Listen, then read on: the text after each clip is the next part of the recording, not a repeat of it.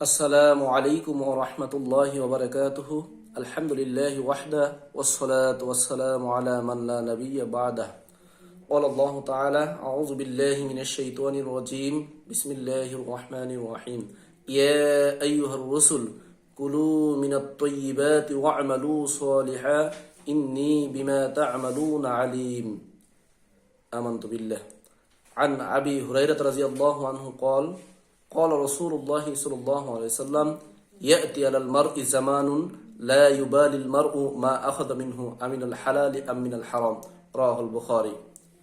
প্রশংসা আল্লাহ রাব্বুল আলামিনের জন্য।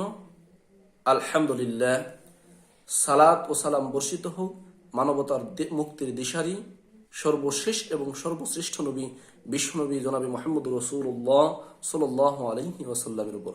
আল্লাহুম্মা সাল্লি আলাইহি আল্লাহুম্মা বারিক আলাইহি।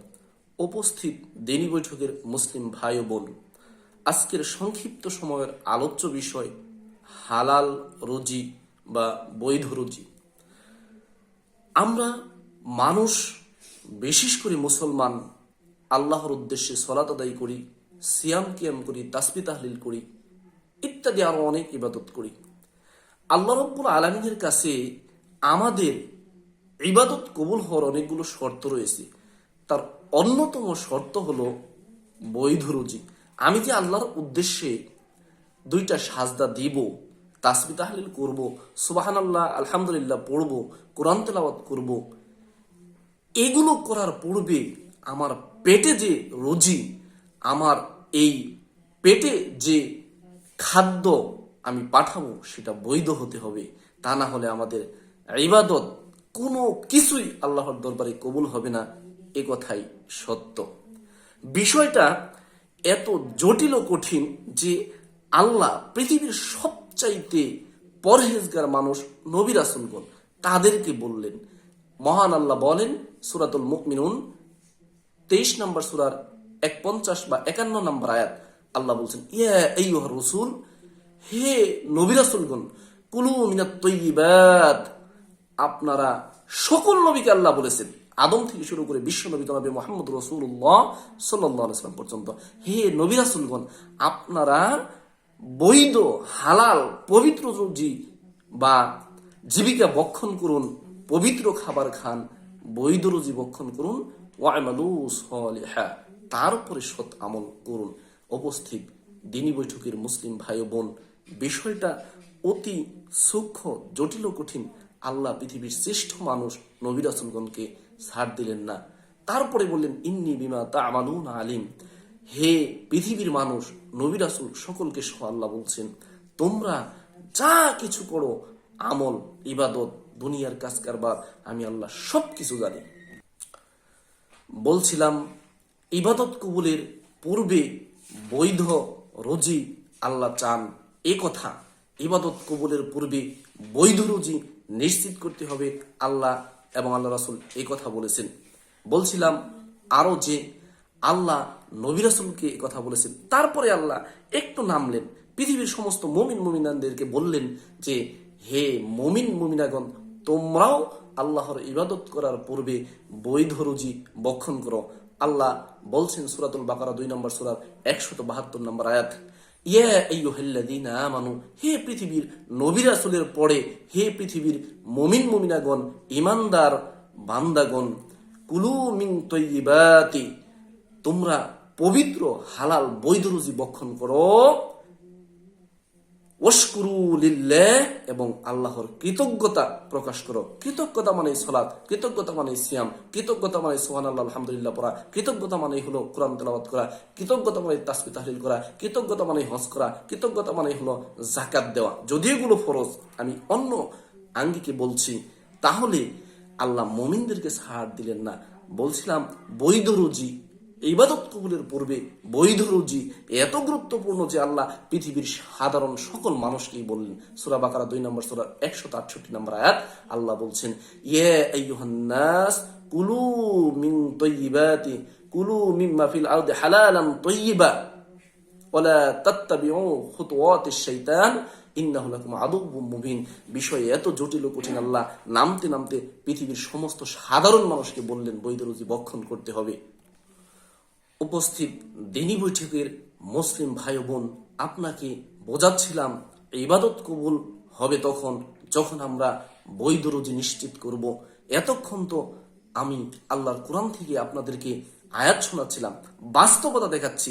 হাদিস মুসলিম শরীফের আন আবি হুরায়রা রাদিয়াল্লাহু আনহু قال, আবু হুরায়রা রাদিয়াল্লাহু আনহু বলেন, قال রাসূলুল্লাহ সাল্লাল্লাহু আলাইহি ওয়াসাল্লাম, রাসূল সাল্লাল্লাহু আলাইহি ওয়াসাল্লাম বললেন, ইন্নাল্লাহা তাইয়্যিবুন, আল্লাহ নিজে পবিত্র, পবিত্র পরিচ্ছন্ন, লা ইয়াকবালু ইল্লা তাইয়্যিবা, আল্লাহ কোনো কিছু কবুল করেন না, আল্লাহ কোনো কিছু কবুল করেন না যেটা বৈধ নয়, যেটা পবিত্র নয়, এরকম কোনো কিছু।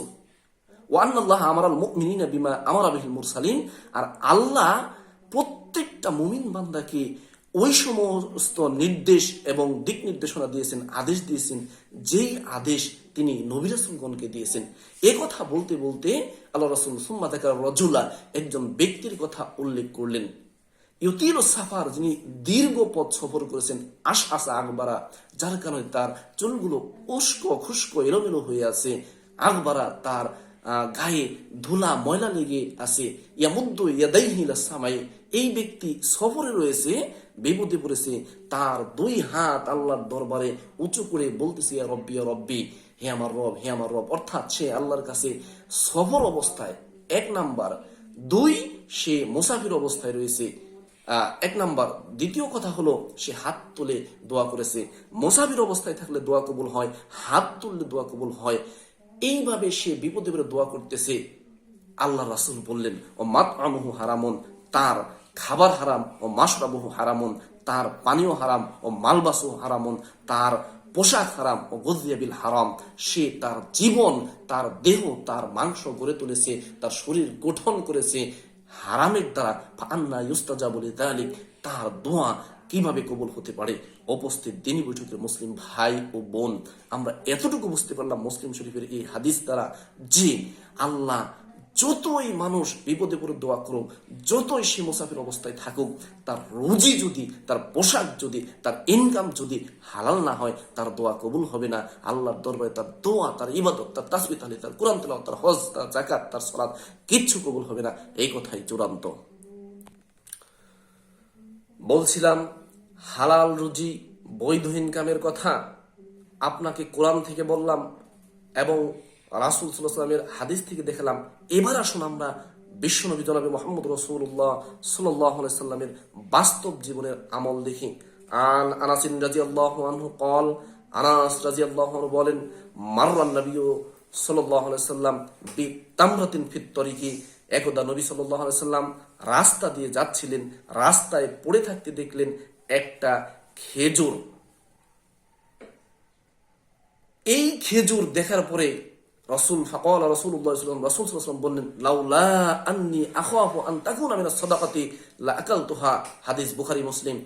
রাসূল, যিনি বিশ্ব নবী, যিনি এই পৃথিবীতে শান্তির বাণী দেখেছেন, তিনি বলছেন, আমি রাস্তা দিয়ে যখন যাচ্ছিলাম একটা খেজুর দেখতে পেলাম, আমার মনে উদয় হলো, আমার যদি এই আশঙ্কা না হতো যে এই খেজুরটা হয়তোবা সাদকার মাল হবে, মানে রাষ্ট্রীয়ভাবে সাদকা গ্রহণ করা হয়েছে, হয়তোবা সেখান থেকে পড়ে গেছে, এইটা যদি আমি রাসূলের মনে না আসতো, চিন্তা না হতো, সংশয় না হতো, লাকাল তো আমি অবশ্যই সেই খেজুরটা খেয়ে ফেলতাম। উপস্থিত দিনী বৈঠকের মুসলিম বৃন্দ, বিশ্ব নবী, তিনি সাইয়্যিদুল মুরসালিন, সাইয়্যিদুল বাশার, খাতামুন নবিয়্যিন, তিনি বলছেন রাস্তার একটা খেজুর। ও দুনিয়ার আশিক রাসূল, তোমরা যারা বলছো আমি আশিক রাসূল, রাসূলের ভালোবাসার দোহাই দিচ্ছ, অথচ রাসূলের কোনো তুমি তরিকা দেখছো না, রাষ্ট্রীয় মাল, তোমার প্রতিবেশীর হক মেরে খাচ্ছ, অহরহ হারাম ইনকাম দিয়ে তোমার পেটকে বোঝা করছো। রাসূলের আদর্শ দেখো। উপস্থিত দিনী বৈঠকের মুসলিম ও ভাই ও বোনেরা, আরেকটু আপনাকে দেখাই। আন আবি হুরায়রা রাদিয়াল্লাহু আনহু, আবু হুরায়রা রাদিয়াল্লাহু আনহু বলেন, আখাযাল হাসান ইবনে আলী তামরাতাম মিন তামরিস সাদাকাতি ফাজআলাহা ফিহি। একদা আল্লাহ রাসূল সাল্লাল্লাহু আলাইহি ওয়াসাল্লামের নাতি আলী রাদিয়াল্লাহু আনহুর ছেলে হাসান রাদিয়াল্লাহু আনহু যাকাতের মাল থেকে, সাদাকার মাল থেকে, যাকাতের মাল থেকে একটা খেজুর নিলেন, ফাজালাহা ফিহি, সেটা মুখে খাচ্ছিলেন। ফাকালা নবী সাল্লাল্লাহু আলাইহি ওয়াসাল্লাম, নবী সাল্লাল্লাহু আলাইহি ওয়াসাল্লাম এই ঘটনা দেখে বললেন, কিহ কিহ লিয়াতরাহা। আল্লাহ রাসূল বললেন, না না, তুমি খ খ করো। আল্লাহ রাসূল নিজে করলেন যাতে বাচ্চা ছেলে অনুকরণ করে সেই খেজুরটা মুখ থেকে ফেলে দেন। সুম্মা ক্বালা, তারপরে রাসূল সাল্লাল্লাহু আলাইহি ওয়াসাল্লাম বললেন, আলা আমা শাআতা, না না, তুমি কি জানো না, আন্না লা নাকুলু সাদাকাতা, আমরা সাদাকা খাই না, কেননা ওয়া ইন্না হিয়া আওসাখুন নাস, এই সাদাকা হলো মানুষের সম্পদের ময়লা, মানুষের হাতের ময়লা, মানুষের ময়লা। উপস্থিত দিনী বৈঠকের মুসলিম ভাই ও বোন, আপনাকে বলছি, হালাল রুজি এত গুরুত্বপূর্ণ। আল্লাহ রাসূল সাল্লাল্লাহু আলাইহি ওয়াসাল্লাম পৃথিবীর শ্রেষ্ঠ মানুষ, তার নাতি এবং সাহাবী হাসান রাদিয়াল্লাহু আনহু একটা খেজুর মুখে দিয়েছিলেন, যেটা যাকাতের। তিনি ছোট বাচ্চাকে বললেন না, আপনি তো আমার ছেলেকে বলে দিই, ছোট মানুষ বোঝে না, খেয়ে ফেলেছে, আমার ছেলেটা বড় হয়েছে, বুদ্ধি হয় নাই, বড় আদরের, কত হারাম কাজ করতেছে, আপনি বাধা না। বিশ্ব নবী নিজে হাসান রাদিয়াল্লাহু আনহুকে একেবারে মুখ থেকে খেজুর বের করে নিলেন, বললেন, তুমি কি বোঝো না, তুমি কি জানো না, আমরা হলাম নবীর বংশ, আমরা সাদকা খাই না, আমরা যাকাত খাই না। তিনি আরো বললেন, ওয়া ইন্নাহা লা তাহিল্লু লি মুহাম্মাদিন, আর এই সাদকা, এই যাকাত, সাদকা এবং যাকাত লা তাহিল্লু লি মুহাম্মাদিন, মুহাম্মাদের জন্য জায়েজ নেই, ওয়ালা লি আলি মুহাম্মাদিন, মুহাম্মাদের পরিবারের জন্য জায়েজ নেই। উপস্থিত দিনী বৈঠকের মুসলিম ভাই বোন, আপনাকে বলছিলাম হালাল রুজি বক্ষণের গুরুত্ব। عن أبي هريرة رضي الله عنه قال قال رسول الله صلى الله عليه وسلم يأتي على المرء زمان لا يبالي المرء ما أخذ منه أمن الحلال أم من الحرام رواه البخاري। আবু হুরায়রা রাদিয়াল্লাহু আনহু বলেন, রাসূল সাল্লাল্লাহু আলাইহি সাল্লাম বলেছেন, মানুষের নিকটে এমন একটা সময় চলে আসবে, মানুষের নিকটে এমন একটা সময় চলে আসবে যখন কোনো মানুষ এটা পরোয়া করবে না, সে যেই সম্পদ উপার্জন করেছে, আমিনাল হালালে আমিনাল হারাম, এটা কি হালাল না এটা কি হারাম। তাই তো এদেশে দেখি, এদেশের মেম্বার থেকে শুরু করে এমপি মন্ত্রী পর্যন্ত হাজারো প্রশাসনিক কর্মকর্তা যারা আমার নিজের দেখা মেম্বার থেকে এমপি পর্যন্ত এদেশে বয়স্ক ভাতা, বিধবা ভাতা বা অন্য কোনো বয়স্ক ভাতা বা বিধবা ভাতার কার্ড দেওয়ার নামে গরিব দুঃখী মানুষের কাছ থেকে টাকা নিয়েছে। দেখেন, আশ্চর্য, অবাক করা কথা, যেটা মানুষের হক এমনিতেই গরিব দুঃখীর কাছে পৌঁছে যাবে, সেটা তো দেয় নাই। এক, দুই, সে উল্টো টাকা নিয়েছে আমার নিজ চোখে দেখা। এদেশে চাকরি দেওয়ার নামে প্রশাসনিক কর্মকর্তা, পুলিশ, এসপি, টিএসপি, ওসি, বড় বড় কর্মকর্তারা কত মানুষের কাছ থেকে টাকা হাতিয়ে নিয়েছে। বড় বড় রাজনৈতিক ব্যক্তিত্বরা উন্নয়নের মহা রোডম্যাপ তৈরি করে এর অন্তরালে কোটি টাকা, বিলিয়ন বিলিয়ন টাকা মেরে দিয়েছে। এদেশের হাজারো মুসলমান, হিন্দু করুক সমস্যা নাই, খ্রিস্টান করুক সমস্যা নাই, ইহুদি করতেই পারে, বৌদ্ধ করতে পারে, বেদিন করতে পারে, কাফির করতে পারে, মুশরিক করতে পারে, মুনাফিক করতে পারে, কিন্তু দেখেন টুপি লাগিয়ে আলহাজ লিখে বড় বড় মানুষ ওজনে কম দিচ্ছে, অহরহ মিথ্যা কথা বলে ব্যবসা করছে, সুদের ব্যাপক প্রচলন ঘটিয়েছে। আল্লাহ বললেন, ওয়ালা তুখসিরুল মিজান ওয়া আকিমুল ওয়াজনা বিল কিসতি, দুনিয়ার মানুষ তোমরা ওজন ন্যায়সঙ্গতভাবে করো, ওয়ালা তুখসিরুল মিজান, ওজনে কম দিও না। মুসলমান করছে অহরহ। তাহলে আপনাকে কিভাবে বোঝাবো যে এইগুলো করে রুজি আপনার যেটা হালাল ছিল হারাম করে ফেলছেন, আপনি সেই রুজি ভক্ষণ করে সেই টাকা ব্যবহার করে আপনি আল্লাহর দরবারে সাজদা দিবেন, কোরআন তেলাওয়াত করবেন, সিয়াম করবেন, যাকাত দিবেন, তাসবিহ তাহলিল করবেন, হবে না। এ কথা মহাসত্য, এ কথাই ঠিক। উপস্থিত দিনী বৈঠকের মুসলিম ভাই ও বোন, আপনাকে বলতেছিলাম হালাল রুজি ভক্ষণের গুরুত্ব।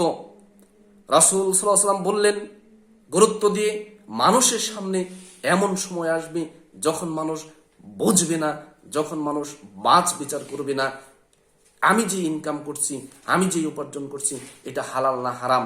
তাই তো দেখি এদেশের মাটিতে এক সময় মানুষ কখনো কল্পনা করে নাই এক সময় মানুষ যেটা কল্পনা করে নাই, মানুষ মানুষের সাথে জেনা ব্যবচার করছে, মানুষ মানুষের সাথে জেনা ব্যবচার করছে, সেইটা আবার ইন্টারনেটে ছড়িয়ে দিচ্ছে, আবার সেইটা মানুষ কম্পিউটারের মাধ্যমে আরেকজনকে দিয়ে টাকা নিয়ে ব্যবসা করে খাচ্ছে, আবার সে মুসলমান। এটা কিন্তু কল্পনায় ছিল না। এই জন্য রাসূল সাল্লাল্লাহু আলাইহি ওয়াসাল্লাম বলছেন যে এমন একটা সময় আসবে মানুষ চিন্তাই করবে না যে কোনটা হালাল কোনটা হারাম। এদেশে নাটক, গান, বাজনা, সিনেমা, অশ্লীলতা এগুলো বিক্রি করে মানুষ খাচ্ছে। অনেক স্বামী স্ত্রী পর্যন্ত ফেসবুক, ইউটিউবে এসে তারা ভিডিও করে দেহ প্রদর্শন করে ইনকাম করছে। অবাক করা কাণ্ড। এ কথাই রাসূল বলেছেন এমন একটা সময় আসবে মানুষ পাঁচ বিচার করবে না, মানুষের বোধোদয় হবে না, বিবেক হারিয়ে যাবে, অসভ্য, বর্বর, ইতর, একেবারে নিম্ন শ্রেণীর হয়ে যাবে মানুষ। আমরা তা বাস্তবে দেখছি।